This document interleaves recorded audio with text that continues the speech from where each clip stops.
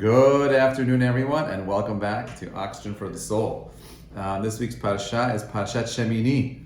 Parasha is a continuation of last week's Torah reading, where we learned how Moses was setting up the tabernacle, Moshe, and was preparing for the Mishkan, the sanctuary below on earth. And in this week's parasha, they tell us that in the 7 days leading up to this particular day, there's 7 days in prep work, making sure that everything is set up clearly to be understood and to be executed the way in which God had instructed us. And the beginning, parasha begins with Vayihi Bayom Hashmini, Kara Moshe La'aron Ulvanav U'Zignei Israel, and that Moses, on the 8th day, it was Moses summons Aaron, he calls out to Aaron, and his sons and the elders of Israel. They're all there together. And the commentators are bothered by this word, Hashmini. Why would you start with Vayi Bayom Hashmini? This is the beginning of the end. This is the beginning of a new week. This is Sunday, right? It should be Yom Rishon. This is the first day of Nisan. It's Rosh Chodesh. Why does the Torah need to tell me that Vayi Bayom Hashmini, this is the 8th day? So this is a powerful idea. In Judaism, we believe in something called the power of the journey and not the destination. The journey is important, and therefore we need to do whatever we can to be mindful of the fact that there's a process in development over here. And it's all too easy to kind of like just talk about the first day where we just went up and we put up the Mishkan. But no, the Chumash, the Torah, is reminding us that there's something powerful about everything that led up to this unique moment in time. For example, in the next few days, we have next few weeks, we're leading up to Pesach.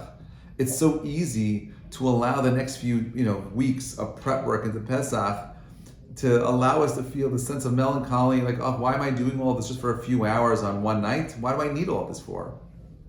Instead, the Chachamim teach us that no, the process sometimes has more value than the destination. We put so much effort and energy into getting to wherever it is we want to go. Vayi Bayom Hashmini is to remind us that no, this 8th day is profound. It took 8 days to get here. Now the number 8 is not a random number. In Judaism, the number 8 is the number of infinity. The number 7 is the world of physicality enmeshed with spirituality. The idea of elevating the physical world into something more spiritual. That's what Shabbat is. We have 6 days of the week, which is Gashmi, which is the physical. The 7th day, Shabbat, is there to elevate. The 8th day is above and beyond that elevation. And why are we celebrating this above and beyond on this day? Because we're talking about something powerful over here. This is the day where we create a mikdash, a sanctuary below. Now, in order to appreciate this, and maybe to appreciate the next part of the story that is told in this week's parasha, with the death of Aaron's 2 children, Nadav and Avihu. This is all part of the same thing. Moshe is going through this process of preparing the Kohanim, the priests, to do this avodah. It has to be perfect. God requested it. It's got to be perfect. You got to put in your best foot forward. You got to make sure you understand this stuff. So what does he do? He goes ahead and he prepares and teaches them for a week, 7 days of prep work. 8th day comes, everyone's out there doing their service. But because the service has just begun, the 2 sons of Aaron, they bring up a strange fire. They offer a sacrifice that was not sanctioned. And there's lots of different midrashim, a lot of different commentators that try to explain what was the actual sin of these 2 sons. Pasuk says, "V'tetzet esh mifnei Hashem, v'tochal al hamizbeach, al ha'olah v'al ha'chalavim v'yar kol am yirinu v'yiplu al pneihem." There was a fire that came forth before the Jewish people, and God consumed the burnt offering and the fats upon the altar, and the people saw and sang praises and fell upon their faces. Can you imagine for a moment? We're out there, we're coming back to Jerusalem, Mashiach is here, we're on our way to Jerusalem, and we're on our way to Jerusalem, we see a massive pillar of fire just pouring down on a altar in Jerusalem, the temple. That's mind-boggling. That's like proof. That is evidence that there is Borei Olam, evidence that this is what he wants, consuming the fire and the fats on the actual Mizbeach. Now, Perashat continues. The 10th chapter in Vayikra, right? It says, "V'yikchu b'nei Aaron, Nadav v'Avihu," and the sons of Aaron, Nadav and Avihu, ish machtato, they each came with their pans, v'yitnu b'hen esh, and they placed a fire, their own fire in there. But the verse before said there was a fire that came forth before God. Now they're taking their own fire. They're putting their own fire in there. And it says, v'yitnu b'hen esh, v'yasimu aleha ktoret, and they bring their own ktoret. V'yikrivu l'fnei Hashem esh zara, and they brought forward a foreign fire before God, asher lo tziva otam, for which he did not command them. Okay? So let's just, before we get into this whole story, I feel like we need to take a step back for a minute and to try to understand a little bit more of the nuances that led us to this particular point in time. Now, why does God create the world? Right? This is an important question to ask ourselves. What is it? Why does Borei Olam create a world? So the Ramchal, Rav Moshe Chaim Luzzatto, tells us that he creates the world, it's for chesed. God does not need anything, he's perfect. He's omni-everything. He does not need anything, okay? And the whole act of creation itself is just a way for him to give people tov, good. Now, but the world is far from perfect. The world expresses imperfection because we do not know. It is unclear to us that God is in the universe. As a matter of fact, the Kabbalists teach us that God creates the world. The creation itself is what we call an act of tzimtzum, a way of minimizing, concealing almost God. The word olam comes from the word ne'elam, that God is hidden in the physical world. It's unclear that there is Borei Olam. And the reason why he does this, the reason why he creates a world where he is hidden, is to give humanity the opportunity of having free will. Because if God was ever present, it's very hard to do something against God's will when he's standing there in front of you. Now, he doesn't want to create a world of automatrons, of robots that are just fulfilling his will. God does not want a world where people are just doing what he says. No, God creates a world in which mankind has the power to express his unique identity, his unique personality. So in order for us to have a personality, in order for us to have an identity, what does he do? He pulls himself away. And this answers why God creates the world in 7 days. He could have easily created a world in 1 day. But each day represents a new layer, a new filter that conceals his presence. Maybe this is where the idea of 7 heavens were opened up when the Jewish people were at the Yam Suf, when they were standing there and the splitting of the sea, and they looked up and they saw the awesome presence of God, in the sky. That maybe those 7 layers of reality that were cloaking 7 aspects of physicality that conceals God's presence. That is what was revealed to us at the splitting of the sea. Now, so if I could summarize everything I just said, I would say that God created a world to give us free will, and the world itself, its function is to conceal his presence so that you and I can have free will. Now, what is the Yom HaShemini? God creates the world in 7 days, but over here we're saying on the 8th day, the Mishkan was created. Now, what is the Mishkan? The Mishkan serves the exact opposite process of the creation of the physical world. The Mishkan is a place where God's presence is revealed, not concealed, where we see his presence. We know it's there, he's there. You're seeing the fire come down and consume the fats.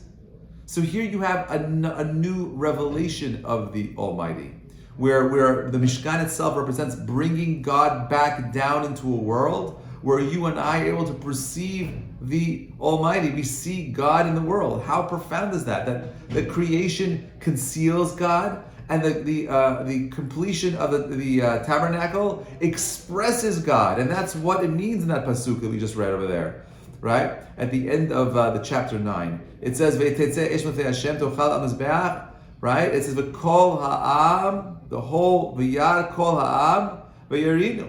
They sang praises. They saw. How could you not? You see God. There's no more doubt. There's no more uncertainty. It is 100% clear that God is in the universe. There's nothing left to do but to sing praises. So let's take this idea and let's try to understand Aaron's two children, Aharon's two children, Nadav and Avihu. So what happens? So they're so inspired by the dedication of the Mishkan, of the tabernacle, they decide they want to bring their own flame, their own fire. So what happens, right? They are punished. They die. They die a very interesting death. Their death is a fire coming out. The Tetze Esh Mufnei Hashem, a fire, a flame went before the Lord, right? Mufnei Hashem, but Tochal Otam, and it consumed them. V'yamutu Lufnei Hashem, and they died before the Lord. They died. The Midrash tells us that the flame went up their nostrils and burnt out their souls, leaving their bodies intact. So it wasn't like they were burnt physically, they're spiritually burnt out. Okay, so why were they punished? Like, come on, this is a spontaneous, nice little action. They want to go ahead and stand before God and, bring a sacrifice. Why should they be punished? Why should they go ahead and die such a horrific death?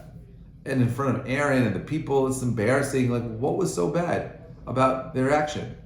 Now, I don't know about you, but if I spontaneously come home with a bouquet of flowers, that's a good thing, right? And it's very different if my wife says, make sure you bring me flowers. That's very different than me spontaneously bringing flowers. So there's actually a tremendous amount of beauty in spontaneity, a tremendous amount of beauty in someone doing something uniquely special for somebody else. So why are they punished? This should be seen, if anything, as a beautiful gesture on their part. Why are they burnt? Why does a fire come out before the Lord? So there's different types of ways of understanding this. You have Rashi, who's our best friend. Rashi tells us that Lo metu b'nei Aaron ela ayidei shehoro halacha b'fnei Moshe, because they taught halacha in front of Moshe. Okay, that's one opinion. He quotes another opinion. Rabbi Ishmael says, Shtuye yain nichlesu mikdash. They came into the mikdash drunk, right? That they were, and this is why he says right after this parasha, the Torah tells us and warns us that you should not go into the mikdash while you're drunk. Okay. The Ramban does not like this approach. The Ramban Nachman, and he takes a very different approach. And he says something very profound, and I want to share this. I want to share this with you. He says that, well, let's explain a little bit about what's going on over here.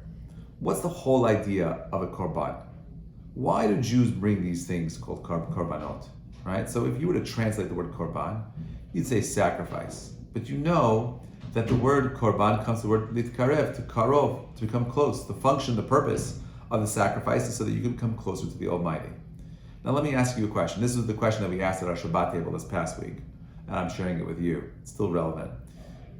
How does sacrificing bring you closer to someone else?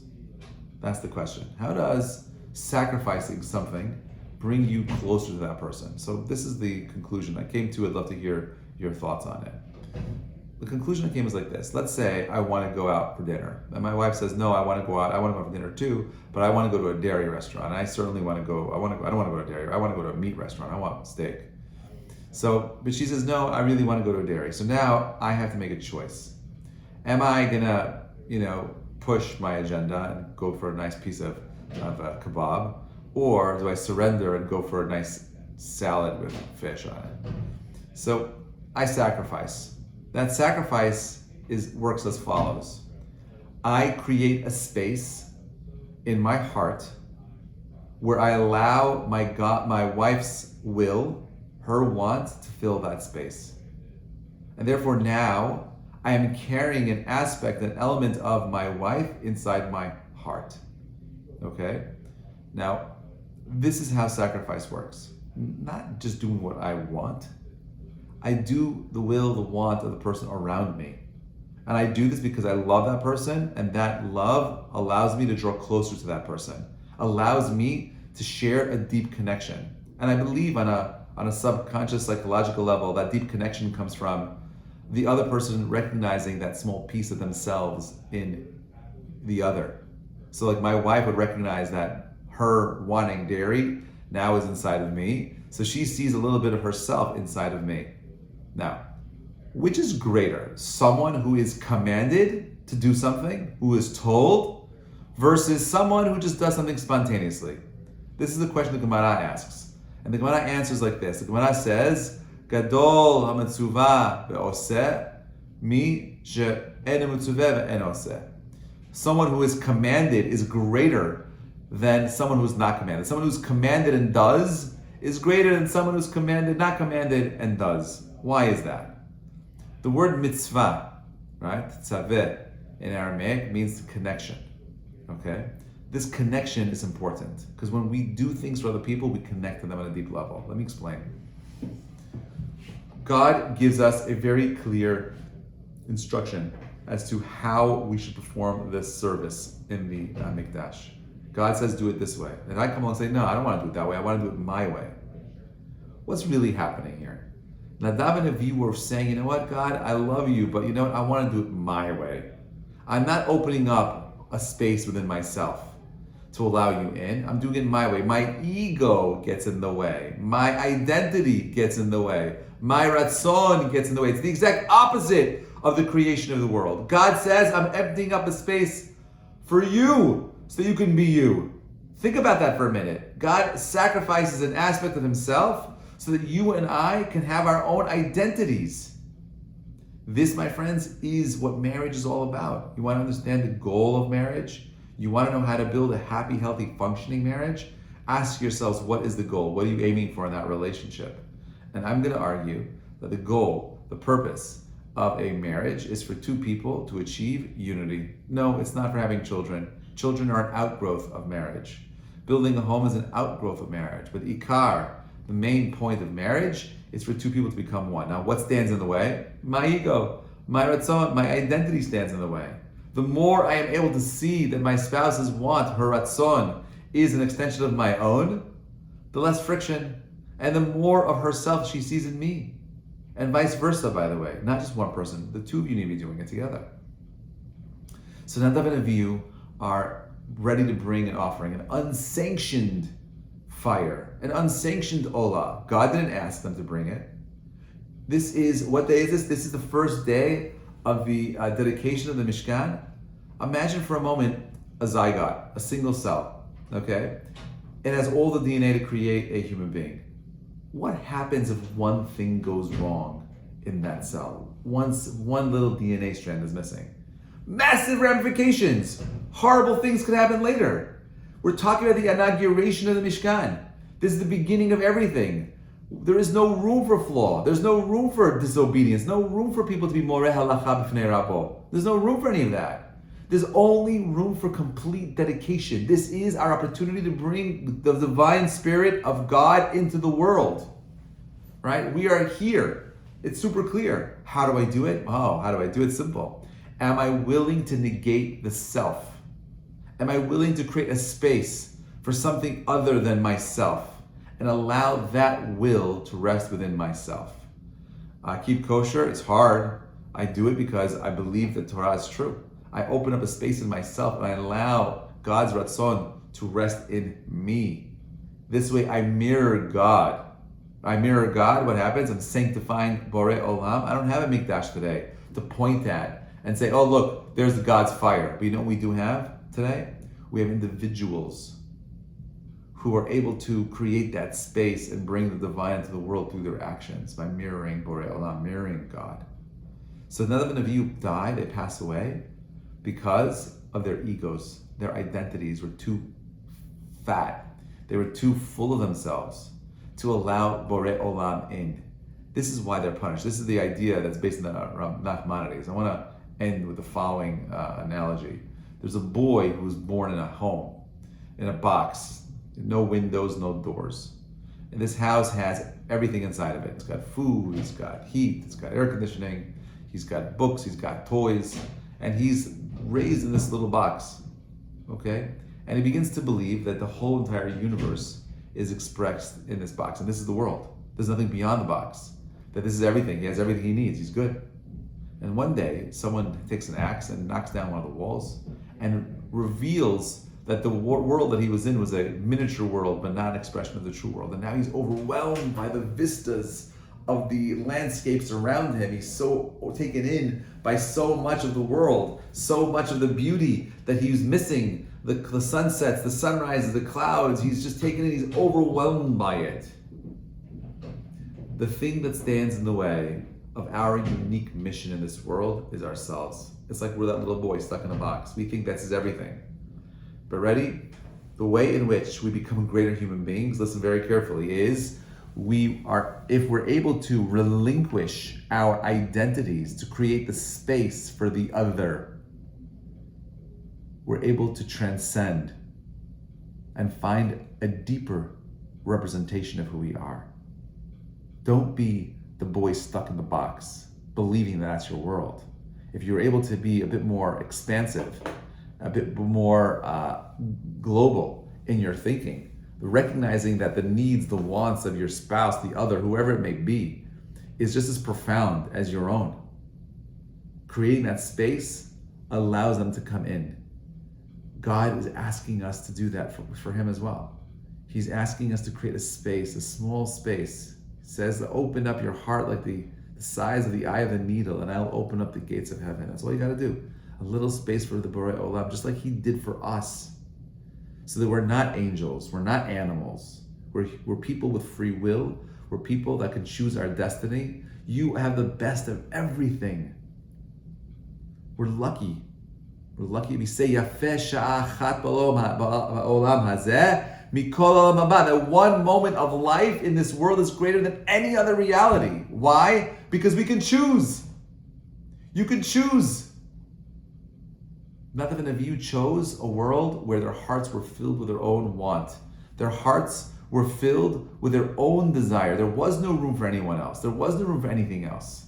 There was only him, only the children and their wants. This is why they didn't get married. This is why they were able to teach halakha in front of other people. They were so obsessed with their own egos, their own greatness. There's no room for anything else. And this is exactly why they're punished. You want to understand a world where God expresses himself? That's a world where we feel a sense of responsibility for the other. The Torah asks us to take care of the stranger over 36 times.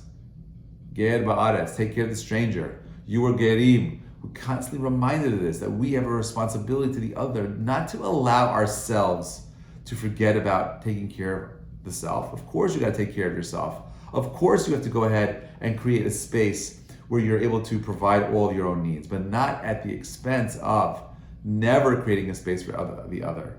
If we're able to do this, my friends, today we have no mikdash. It says, V'shechanti b'tocham. God says, I will reside in each of you. B'tocham, in you. How are you creating a space, a sliver, to allow the divine, to allow the Spirit of God to enter into yourselves? Now this is what's at risk. When we're able to do this, we're able to bring Borei Olam into the world. People could look at you and say, look, Zeh Keli, there's godliness. When the Jewish people do their best, what a Kiddush Hashem, how beautiful is it? When we're out there doing the work, and we're hardworking and trying to make the world a better place, what a Kiddush Hashem. But how many times do we see Jews who are out there who are not expressing Ratzon Hashem? They're not expressing God's will. And it's a Chilul Hashem. We are 3 weeks away from Pesach. Pesach is a holiday which has all the laws, minute details, okay? We do these things because we recognize that true freedom isn't being able to do whatever we want. True freedom is recognizing that there is a Ratzon Hashem, there's a will of God. When we're able to align our will with his will, that is freedom. Remember, everyone's going to be a slave to something. You pick and choose. You want to be a slave to your community. You want to be a slave to your social media. You want to be a slave to your fashion. You're going to be a slave. There's no reality where you're not a slave. I'm saying you're going to be a slave to something. If I'm going to be a slave, I want to be a slave to the Borei Olam. I want to be a slave to the truth. I want to be a slave to the power of all powers. My bracha to each of these, that you recognize that you, my friends, are Mikdash Ma'at. That you recognize that through your actions, through your own identities, when you're able to create that open space for yourselves, your spouse, you're allowing the divine into the world, thereby bringing down spirituality, perfection, greatness, positive energy, pushing away the darkness. We live in scary, dark times. There's no question about it. But I'm confident with our actions, creating a space, opening ourselves up to the Ratzon Hashem, you and I will be zochet to see the Geulah. Wishing you all a Shabbat Shalom. Thank you so much for listening. Looking forward to continuing the conversation next week. Shabbat Shalom, everybody.